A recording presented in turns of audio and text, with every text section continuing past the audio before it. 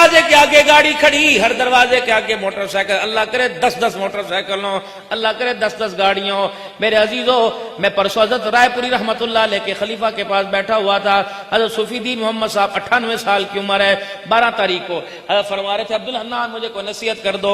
میں نے کہا جی آپ تو رائے پور کا فیض لے بیٹھے ہو، حاجی عبدالوہاب صاحب اور آپ ایک ہی دفعہ کے مرید ہو، اللہ اکبر، میں آپ کو کیا نصیحت کروں؟ فرمانے لگے مولانا آپ تقریر کرتے ہو، میں تو بڈھا ہو گیا، میں تو کہیں جا نہیں سکتا، آپ تقریر کرتے ہو، آپ لوگوں کے اندر جا کے لوگوں میں کہہ دینا او لوگوں ہم دنیا میں رہنے کے لیے نہیں آئے بلکہ دنیا سے جانے کے لیے آئے ہیں۔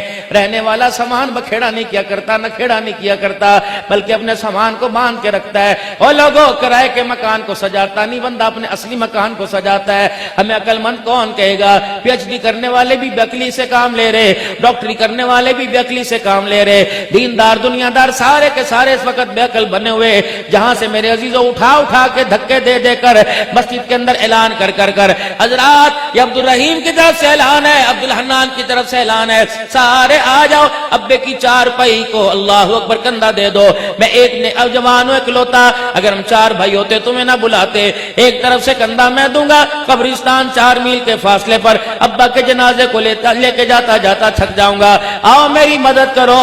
ابا دھوکے میں رہ گیا، جہاں جانا ہے وہاں کے لیے کچھ نہ کیا، جو چھوڑ کے گیا وہاں کے لیے سب کچھ کر کے چلا گیا۔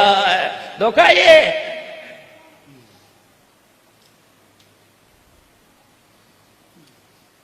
قاری صاحب نے فون کرو، قاری صاحب کتنے جی؟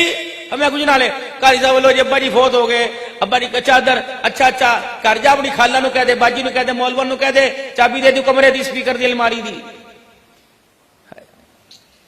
یہ چادر پکڑ کے لانے والا کون ہے کہ چادر پر لکھی ہوئی قرآن کی عبارت جسے پڑھنی کوئی نہیں آتی؟ پہنانے والا کون ہے جسے پڑھنی نہیں آتی؟ اڑانے والا کون ہے جسے پڑھنی نہیں آتی؟ اور اوڑھنے والا کون ہے اسے بھی پڑھنی کوئی نہیں آتی؟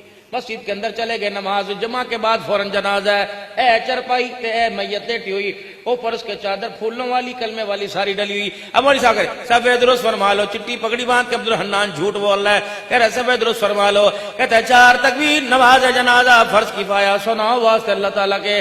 اللہ کہتے ہیں اپنا پتراں دا رہا، نہ پیو دا رہا، نہ دھی دا رہا، نہ ماں دا رہا، جب چلنے کے قابل نہ رہا، اٹھنے کے قابل نہ رہا، بولنے کے قابل نہ رہا، جھکنے کے قابل نہ رہا، سننے کے قابل نہ رہا، دیکھنے کے، اب اللہ کے نام پر لے کے آیا۔ پہلے کہاں تھا جب اکھاڑے میں 4 بندوں کو بجھاڑ دیتا تھا، اس وقت تو میں نے کہا تھا گر جوانی توبہ کردم سیوائے پیغمبری، وقت پیری گرگ ظالمی شود پرہیزگار۔ اس وقت میں نے کہا تھا او جوان، چپیڑے مار کے جیتنے والے، کبڈی کے اندر ٹانگیں اکھاڑ کے جیتنے والے، ایک سجدہ جوانی میں کر دیتا تجھے تو معاف کرتا ہی کرتا، لیکن تیری توبہ کی برکت سے مشرق مغرب کے اندر جتنے قبرستان ہیں، تیری توبہ کی برکت سے سب کا میں عذاب ہی معاف فرما دیتا، سب کے میں گناہوں کو ہی معاف فرما دیتا۔ اب میرے پاس آیا، نہ چل سکتا ہے نہ بول سکتا ہے، پکڑے ہاتھ کے اندر راسا آ جائے، بول زبان لکنت کھا جائے، چیز یہاں رکھے یاد نہ رہے، کہاں کھایا تو یاد نہ۔ اب آیا مولوی صاحب تو تے نہ جھوٹ بول۔